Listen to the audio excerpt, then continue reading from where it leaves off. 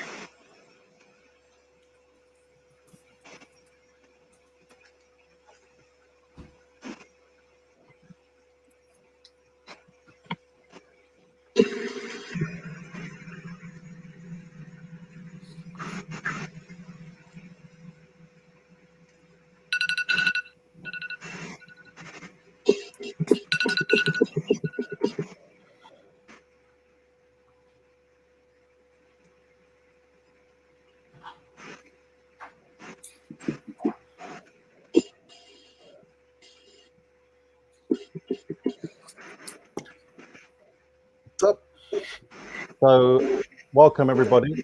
My name is Pablo Navarrete. I'm the founder co-editor of Alborada. Welcome to our Alborada online event on Ecuador's presidential elections, titled "Will the Left Win?" Now, I'm delighted. This is our first Alborada event. But first of all, for those of you that don't know, Alborada is a independent voice on Latin American politics, media, and culture. We've been around since 2009, and since then we've been holding talks, publishing articles that offer the challenge, basically, the mainstream narrative on some of the major issues affecting the region. Ecuador is in the news. Just to say also, if you want to know more, please go to our website, alborada.net.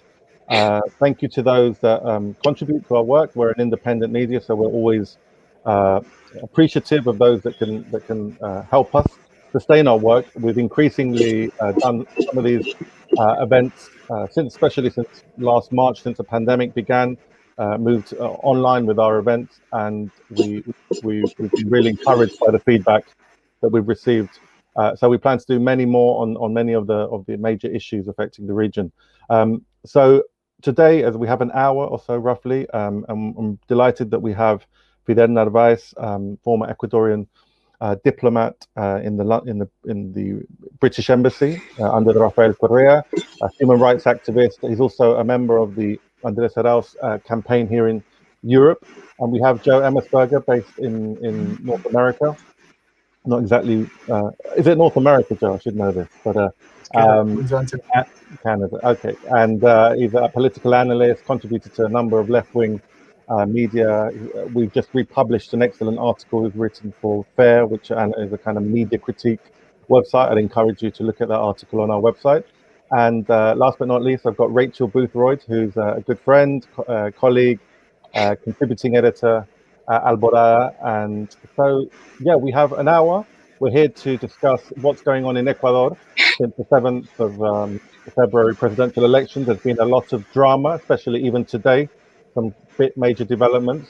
And so a lot of people want to know what exactly is going on and what are the prospects for the Andrés Arauz, the left-wing candidate, ally of Correa, who came first, who's been confirmed as the winner by quite a significant margin in the first round on the 7th, and who should be facing the right-wing former banker Lasso in the second round on the 11th of April. So I'm going to hand over to Rachel to begin, and then me and Rachel will be bouncing questions with Joe and Fidel, and then we'll look at our social media. I should say that we are going live. You're either seeing us across YouTube, Facebook, or Twitter this evening. It's the first time we do this kind of event. So thank you for joining us, and hopefully contribute with questions and comments, so that the latter part of the meeting will be putting those to the panelists. So I'll hand over to Rachel, and then we'll take it from there. Thanks, Paolo, for that introduction, and also thanks to Fidel and to Joe for joining us today. It's a really important discussion that we've got to have, because so much is happening at the moment in Ecuador. So hopefully you'll both be able to help us get to the bottom of everything that's been going on. Like Pablo said, we saw the first round of Ecuador's presidential elections on the 7th of February, and just today, Ecuador's National Electoral Council, the CNE, has confirmed that the two candidates who are going to be going ahead to face each other in a runoff in the second round, it's scheduled at the moment to be on the 11th of April, but there's still some uncertainty about whether that's actually going to go ahead.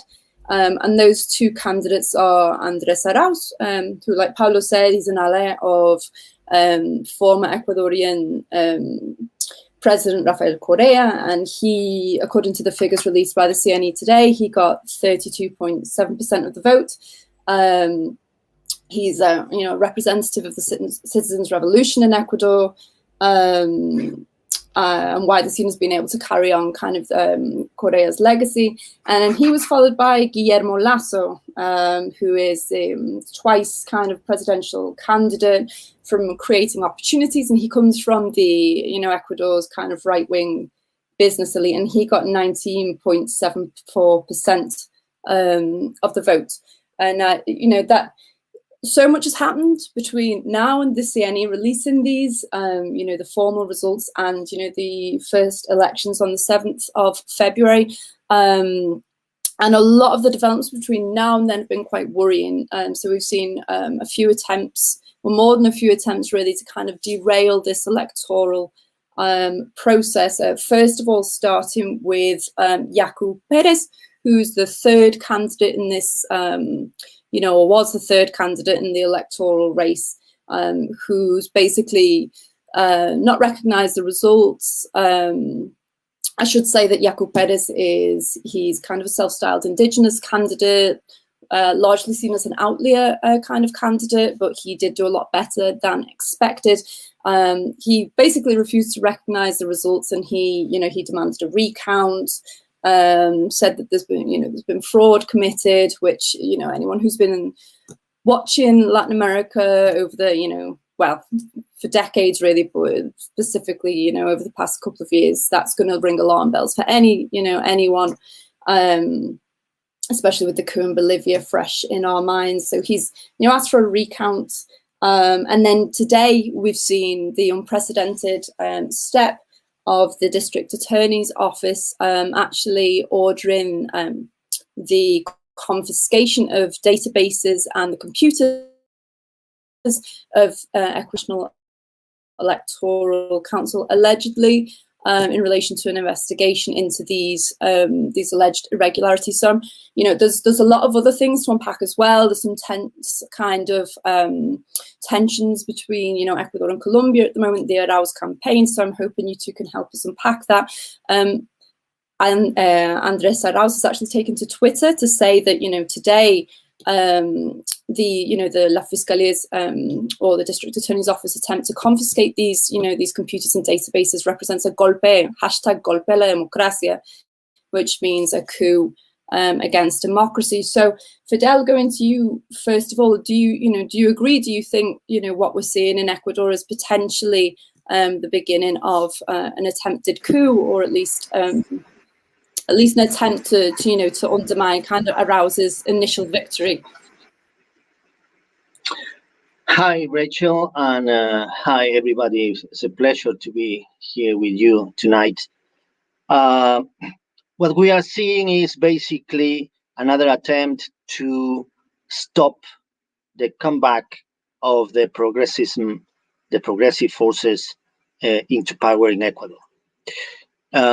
They have done everything possible, everything which is in the book and everything which is not in the book, in order to stop us running in this election, and obviously to stop us winning in this election.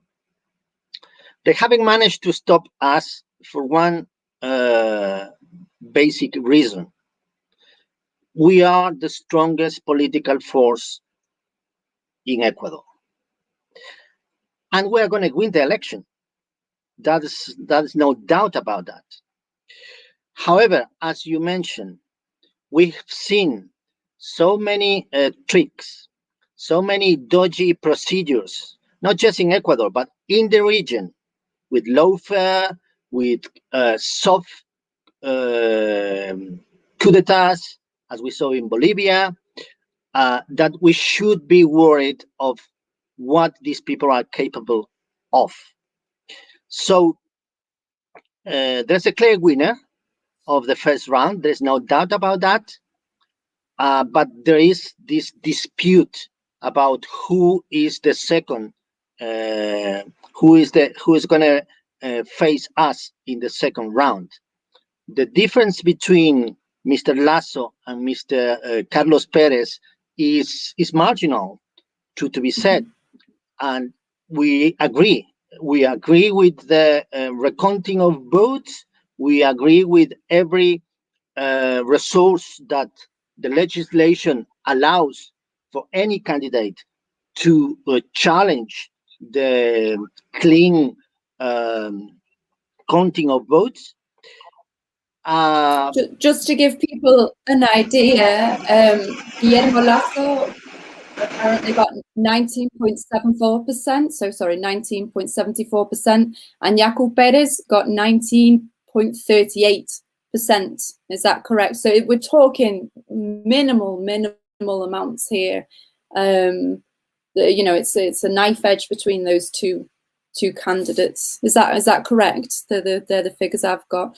It's just to give some context. The final figures, that's true. Mr. Perez has the right now to challenge that, but he has to come out. He has to come out with evidence of a supposed fraud, and that needs to be dealt within the Ecuadorian electoral legislation. That could take several weeks.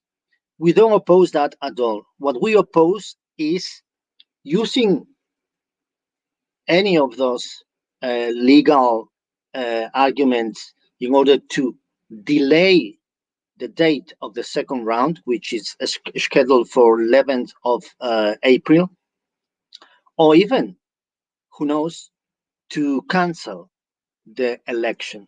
What you mentioned about the General Attorney Office trying to confiscate the database of the electoral body is really worrying.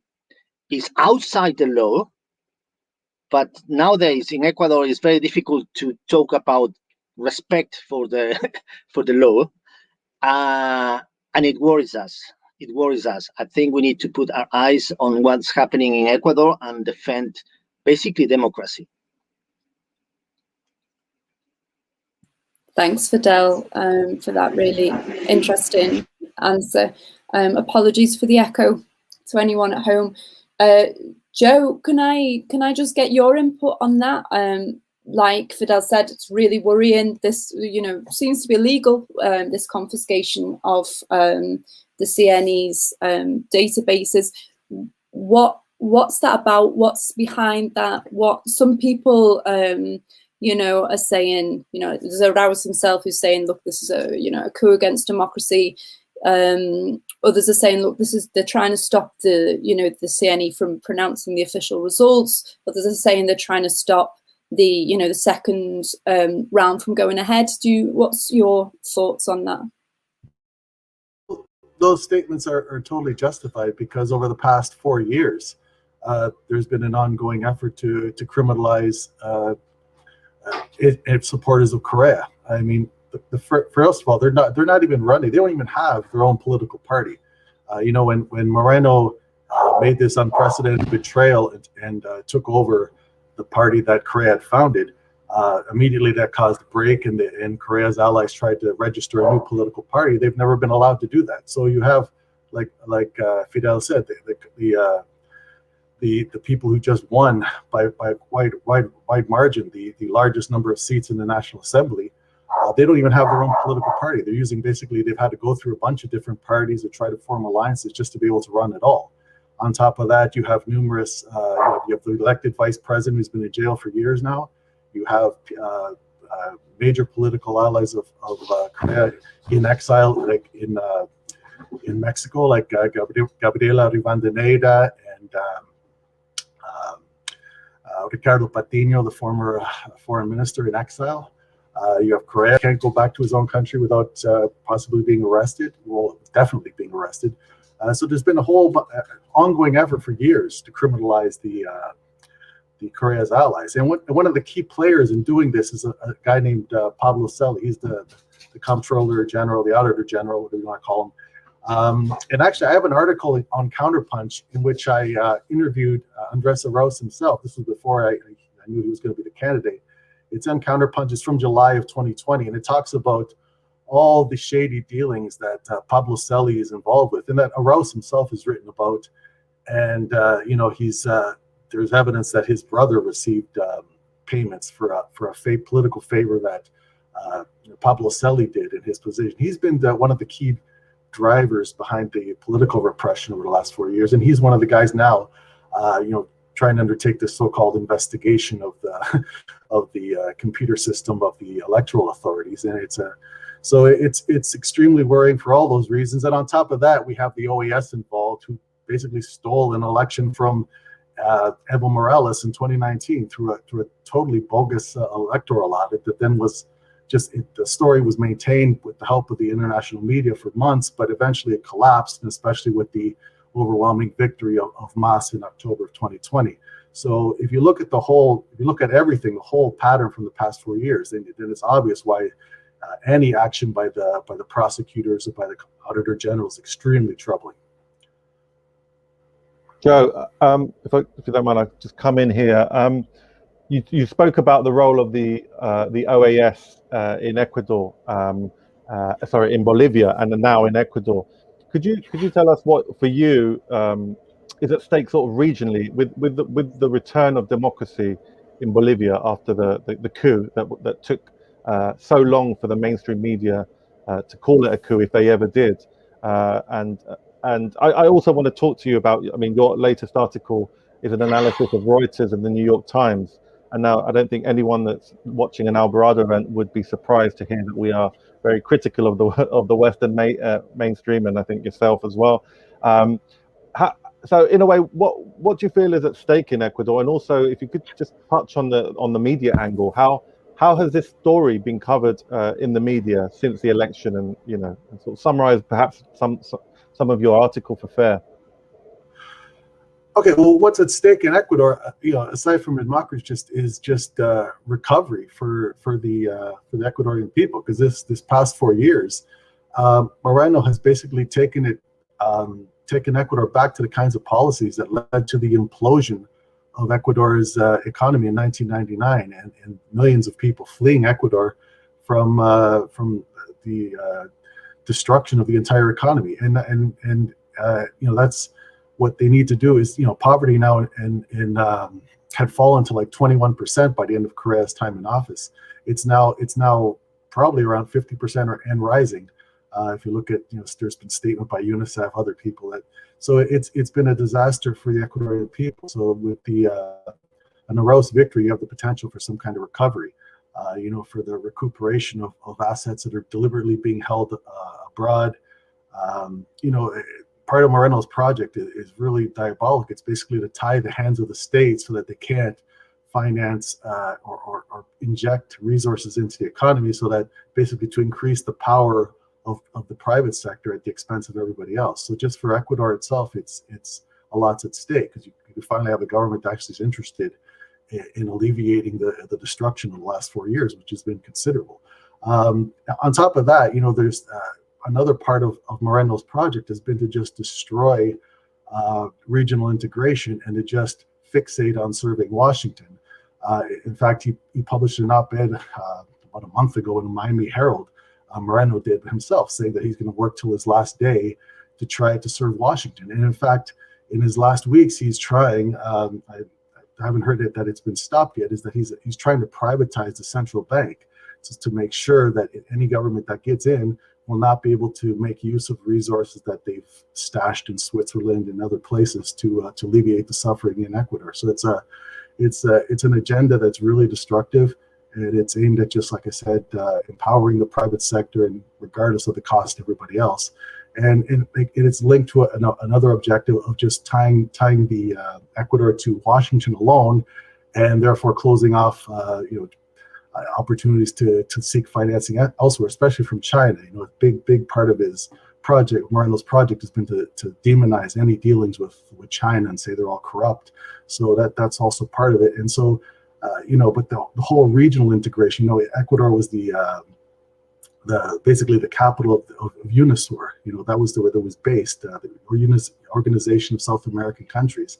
So, because if you want to have a more independent development strategy, it's not, submissive towards Washington, then it's just common sense that you're going to have to try to make alliances with other progressive countries to try to act in a unified way. And so with Ecuador now, you could have a revival of that system, where they tried to work with the Alba bloc as well. Tried to work with Cuba, with Bolivia, with Venezuela, and try to develop an independent path. Fidel, if I can just get following on from what Joe was saying, Joe's talking about Moreno's time in office, which, I think he's leaving with, disapproval ratings of like 90+%. He's done this, he's done a deal last year, I think it was, with the IMF. And this is something, that affects a lot of Latin American countries once the right's been in power for a potential left-wing government. And Pablo and myself saw it in Argentina when we did a documentary there just prior to the elections, when Macri was in power. And it's this idea of how is any left-wing government going to deal with, these, the legacy of these deals with the IMF, which, far transcend kind of the government in power at the time who makes them. And I think the Argentinian debt, they were looking at 100 years. So how's that going to impact Ecuador? What is the IMF's kind of position with regards to the elections, and what does what's Arauz said in relation to that? How's he going to deal with it? Because I think it's billions. Am I correct? The loan that was made from the IMF to Moreno's government. Well, listen, we have already once get out the influence of the International Monetary Fund when Correa came to power. I'm sure we can do it again. The deals with the International Monetary Fund are such humiliating. It got to the extent that Moreno has prepaid in advance some of the external debt, and has agreed, obviously, because any borrowing that you do with the International Monetary Fund comes with the conditions. The thing is that they impose on you certain economic agenda, which implies reduction of the social investment. They imply the privatization of even strategic sectors, and many of these agreements are not within the Ecuadorian constitution even. So we can work with that. In fact, Andrés has just met with the International Monetary Fund this past week, and he has explained to them that we cannot fulfill the impositions on our internal economic management. And we have different priorities now, coming out from the critical sanitary crisis, from the pandemic, and from the economic crisis as such. And the deals that Moreno has done with the International Monetary Fund are even contradicting the current International Monetary Fund discourse, because at the moment, even the International Monetary Fund is agreeing and recommending for governments to invest heavily in social projects, to even give cash to its population in order to face the economic crisis. So I don't think it's going to be that hard to come out from it. Well, all you need is, again, an international policy that will put as a priority the national interest, an international policy that will be sovereign, and I'm confident that that's not going to be such a problem when common sense comes again into managing our economy. Fidel, if I could jump in here and ask, we're talking about the developments today, since the election itself. There's been, widespread sort of rumors that Andrés will be prevented from somehow from getting to the second round. There were these images of Colombian authorities traveling to Ecuador to sort of investigate certain allegations which seem completely sort of fictitious. When we talk about Latin American governments, when we talk about governments of the left trying to bring around sort of sovereign policies, and when we talk about rumors of coup, we have to talk about the United States. So what has been the role of the new Biden administration with regards to the election result, the sort of communications prior to the election? I mean, what do we know about that? To what extent could we say that the US is intervening at the moment? And I'd like your thoughts on, in fact, both panelists, starting with Fidel, if we could comment on that, please. Listen, Lenin Moreno has been the darling of the US in the last 3-4 years, because he has agreed to everything that was requested from the US, including Julian Assange head, including documentation from inside the Ecuadorian embassy, including having again military exercises and using a territory, in this case the Galapagos Islands, in order to have U.S. military presence. The regional agenda with Venezuela, against Venezuela, and against Evo Morales, all of that they had it from Moreno. So they will try to protect Moreno to the last day. And if Moreno has asked them to help him stopping Correa coming back into the country, or Correistas gaining again power in Ecuador, I'm sure they are involved in that. Yeah, and probably they did realize that Mr. Guillermo Lasso, who is clearly the man who we are going to face in this second round, cannot win the election anymore. This is his third attempt to win an election, and he has invested huge amounts of money in the last 12 years in order to become the president, and it's not going to happen. It's not going to happen. So probably they realize that Mr. Carlos Perez has better possibilities of defeating us, and they might have that as an option.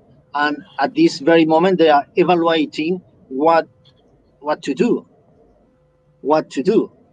I wouldn't be surprised if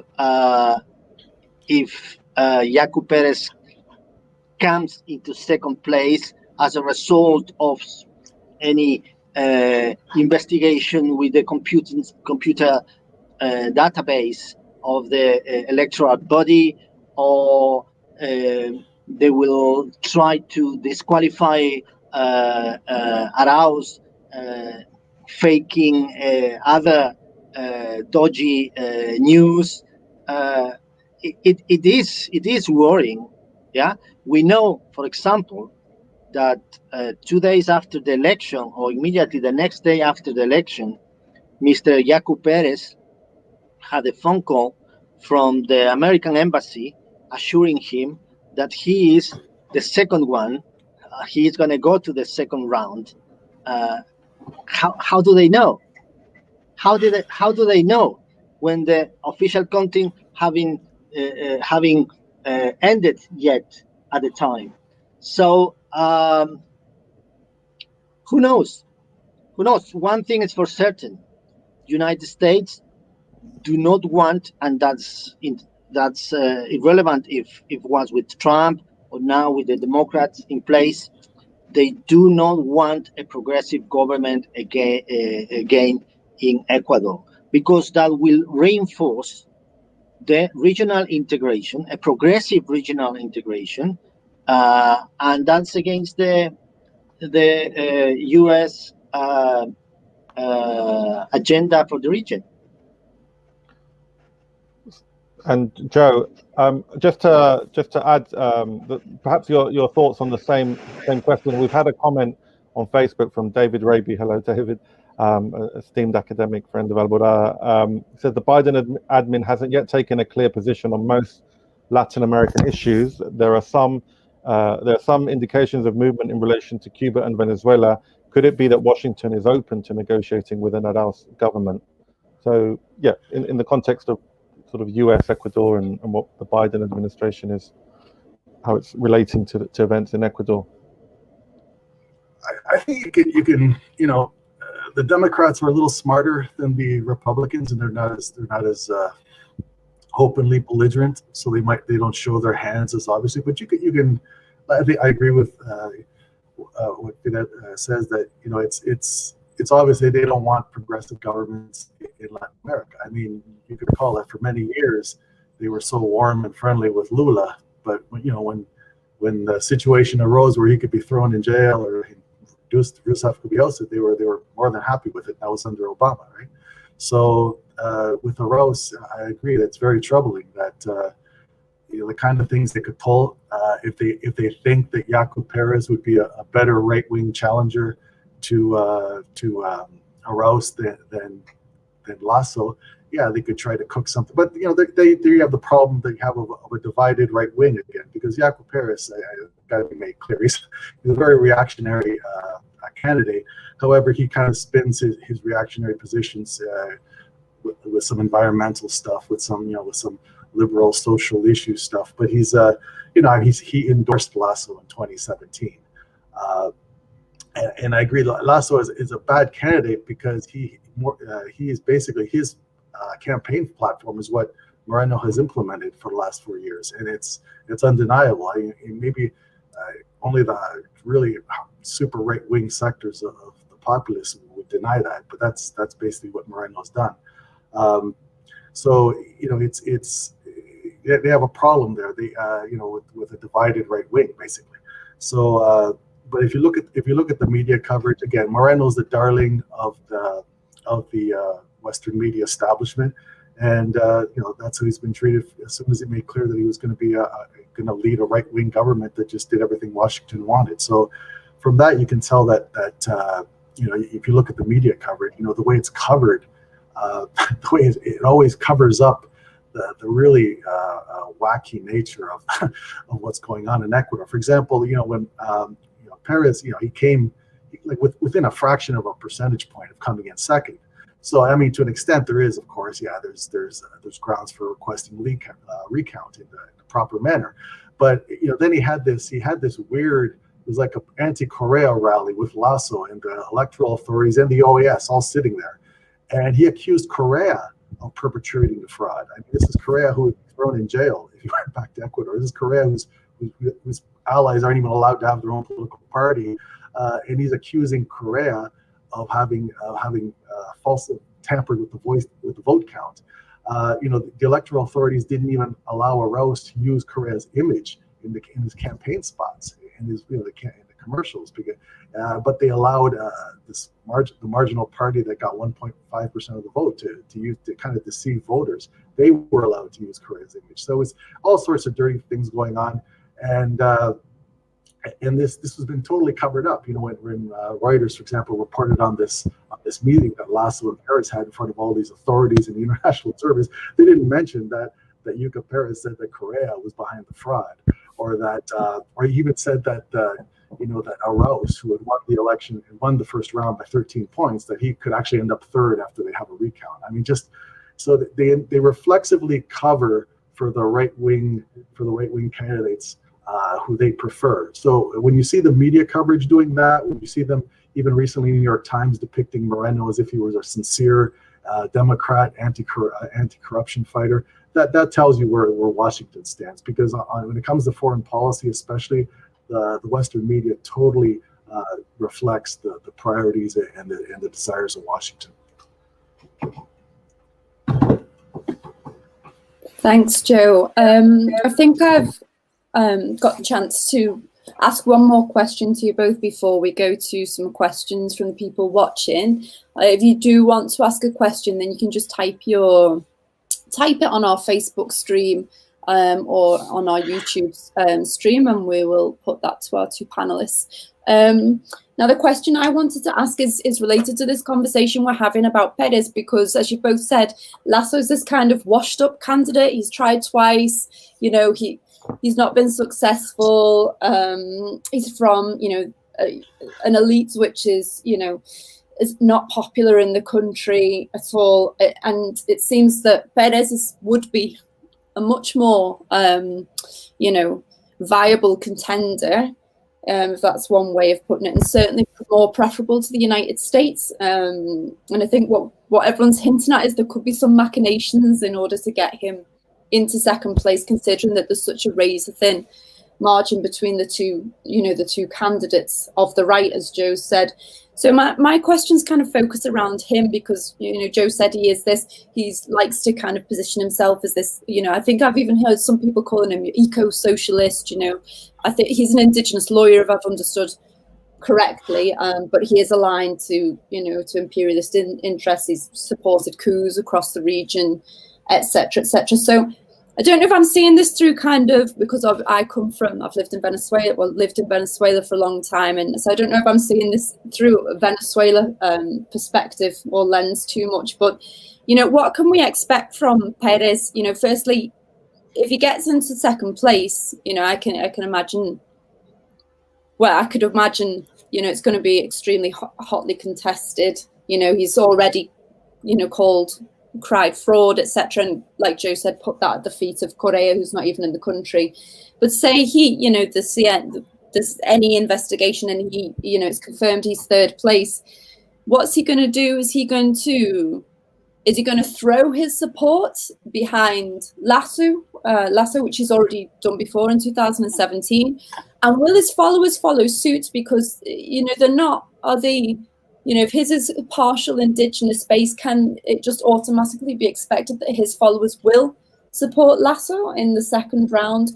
Will he decide to, like Capriles, Enrique Capriles Rodonske in Venezuela, did in 2013, and, decide to heat up the streets, well, as the Venezuelan opposition have done pretty much in every electoral contest, cry fraud and get their supporters to go on a rampage in order to create a climate of instability? Can we expect that? Can we just expect him to get behind Lasso? What are the chances of his base transferring neatly across to Lasso's vote? Because, as you've both said, Arauz is the clear winner here. Unless these two forces combine, it seems pretty unlikely that the right's going to be able to defeat the left if the upcoming second round goes ahead.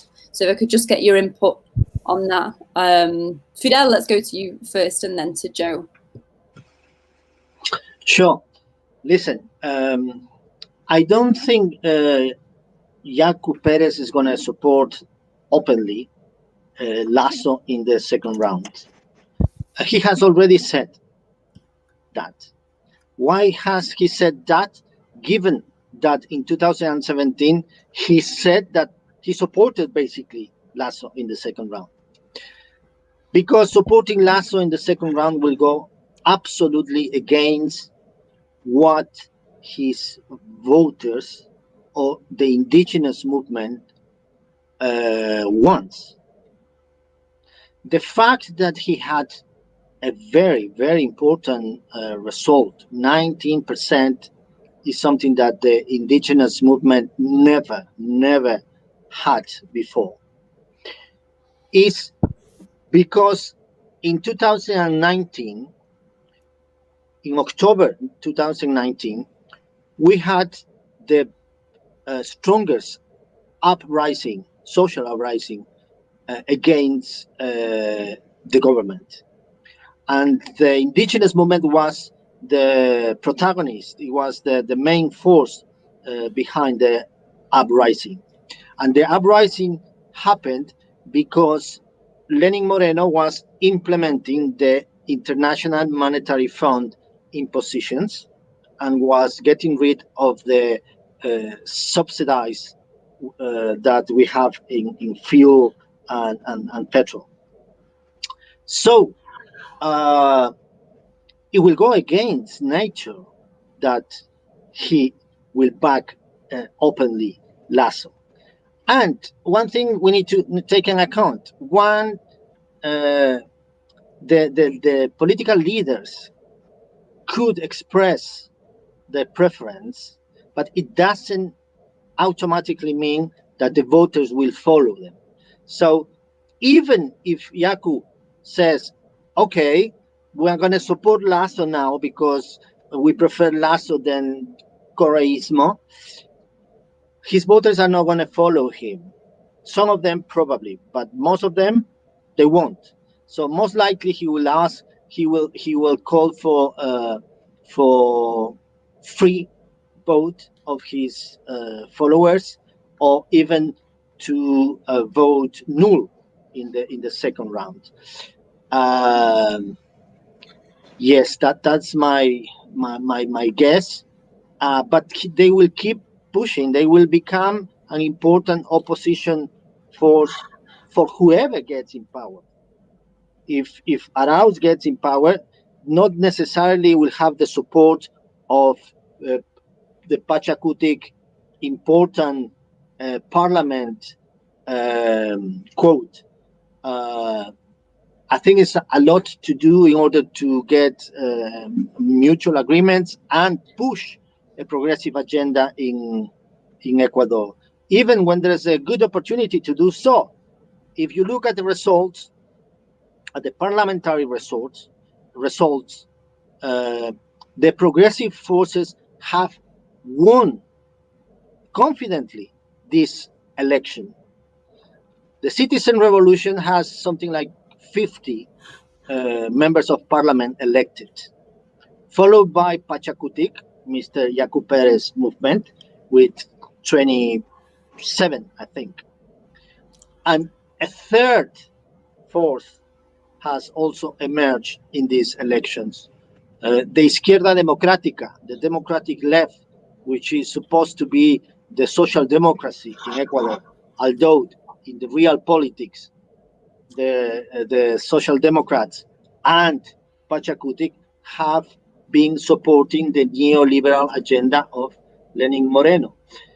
But if there is to be an ideological coherence in the next parliament, there is a good opportunity to push forward a progressive agenda. But let's see if that happens. Joe, what are your thoughts? Do you agree? Can we see, what can we expect from Perez? Will we see him emerging as kind of an opposition? Can we expect it? Because I'd actually seen a report that some of the supporters were marching on Quito and have begun a march on Quito. Can we expect kind of the same mobilizations that we've seen from the right in Venezuela? What are your thoughts on that? Well, one thing is he said publicly that Correa, if there's violence from his supporters who are marching, he said it'll be the result of it because Correa has sent Venezuelans into it, infiltrated them among his supporters to do violent things. So he was just this outlandishly xenophobic remark, which actually, if you think about it, puts Venezuelan migrants in Ecuador in even greater danger. So yeah, he's a very shameless character. Unfortunately, the indigenous movement generally it's split. There's deep divisions between people who are very very reactionary like Yaku Perez, and then there's others who support Correa's project. So and there's kind of some who are it's hard to say. Arauz is trying to when Evo Morales, he's tried to kind of go through Evo Morales to build a bridge to some of the leaders of the indigenous movement who were hostile to Correa. There was when Evo Morales returned to Bolivia in 2020, Arauz was there and he spoke at an event welcoming Evo back to Bolivia, and some of the major indigenous leaders who did not get along with Correa were also at the same event. Yaku Perez was not invited by Evo, and he said quite clear that, well, I didn't invite him because he supported the coup against me. So just to show there's divisions, and Arauz is making moves to maybe to repair relations to expand with some of the sectors, the indigenous movement who were hostile to Correa. There is a genuine tension because of Ecuador needs to develop. It needs export revenue, so it needs to do things like mining and petroleum. It needs to do those kind of extractive industries to generate export revenue, so it can to develop. And also, Arauz said recently, needs to also use those natural resources, even just internally for its own, to make use of them to develop for its own industries as well. So and that creates tension because traditionally those industries have the wealth generated by those industries have gone to elite sectors in the cities and left the communities with the contamination.